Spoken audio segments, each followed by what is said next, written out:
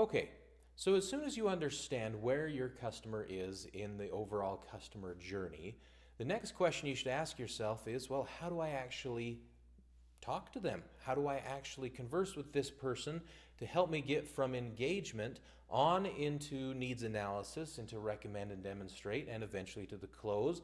And as we've already discussed, beyond the close into the onboarding, impact, and recurring revenue stages. How do I do it? Well, the first thing that we need to be aware of is our tone. Tone is the very first thing that a customer is going to hear from you, and that's the first judgment they're going to make about you. So, what goes into tone? Well, there are a few key things that we want to look at. First, tone is made up of the volume, the speed, the emotion, your attitude, the words you use, and even the words you don't use, meaning silence. Okay? All of these things make up tone. And again, whether they're thinking about it or not, the person on the other end of the line is going to be evaluating and judging you based on these things. So be aware of them. Make sure that you're understanding the words that you use aren't coming off as condescending or belittling to the customer. Make sure that when you ask a question, you give an adequate pause, employing silence.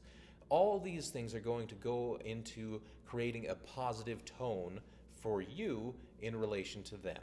As soon as you've established a positive tone in the conversation, the next thing that you should be thinking of is the kinds of questions that you are going to ask. Now, when we get into the needs analysis portion, we're going to dive really deep into the kinds of questions you should be asking. As an introduction, I want to go over two types of questions, and that's the open and closed-ended questions.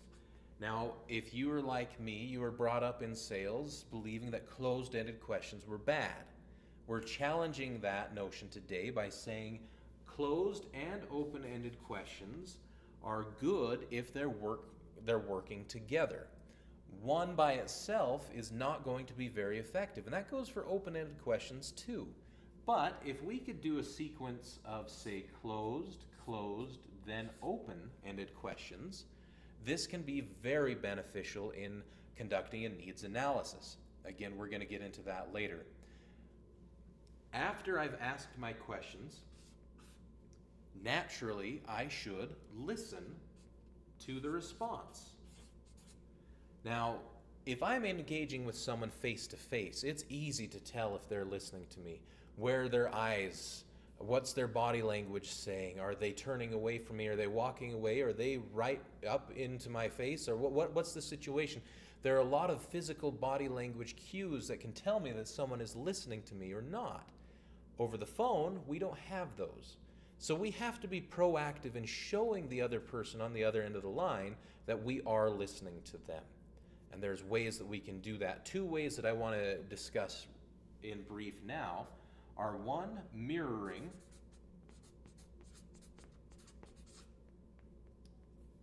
and two is restating. Now their objective is pretty much the same in that, again, we're wanting to confirm to the other person that I am listening to you.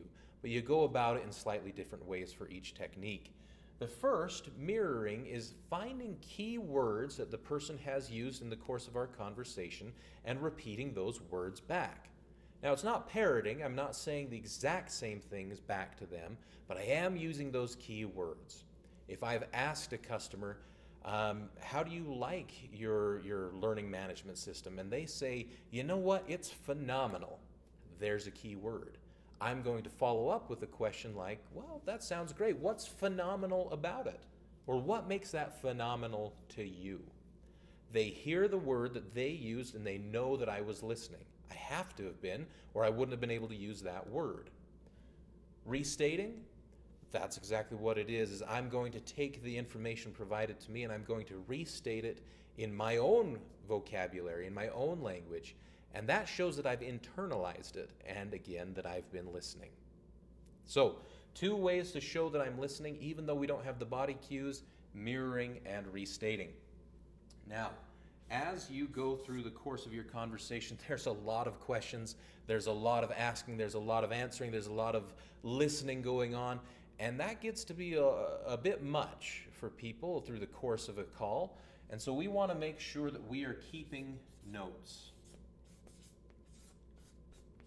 A good note-taking system will help you keep track of the course of the conversation, as well as to pair the responses that the person has given to you to potential recommendations and demonstrations of solutions to their problems. So make sure we're keeping good notes. Another part of engagement that we want to make sure that you understand is the need for empathy. This is often overlooked in the world of sales, mostly with no ill intent.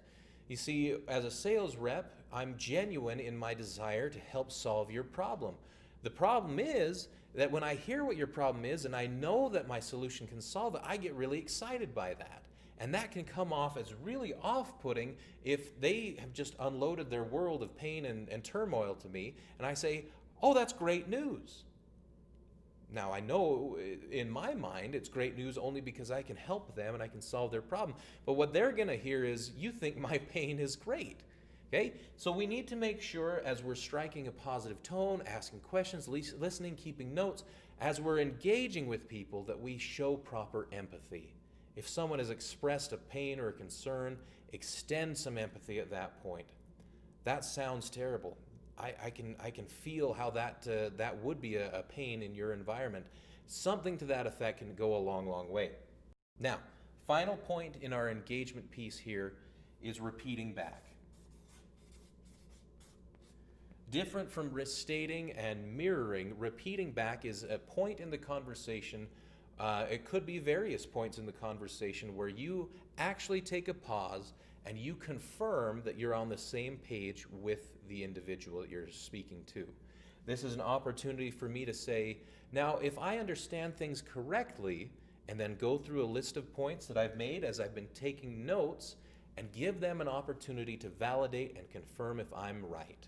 Now, if I am right, we can move forward, and we're at a very good place to start our next phases of our sales process. If I'm not, I re-engage and I ask some further questions. I take more notes until I get to a point when I repeat, they can confirm and say, yes, we're ready to move on.